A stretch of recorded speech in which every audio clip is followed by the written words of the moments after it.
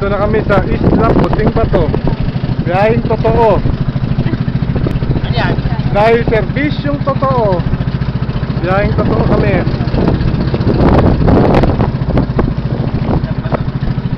Yun, nasa tayo sa Marinduque yun, no?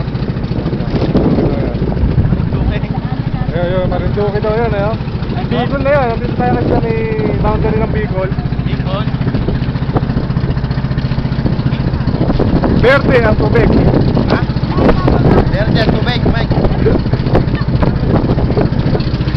Verde. Kayo po, ano masasabi nyo sa biyaheng totoo natin? Documentary ba? Dadagdagan ng kulay na. Documentary, ano to? Lalagay natin to sa ano eh. Ganyan. Diretso po po. Ito po ang isang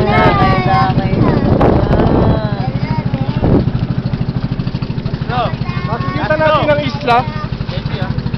Ayun na, makikita natin ang isla. Yan. Diyan tayo pupunta. Biyaheng totoo.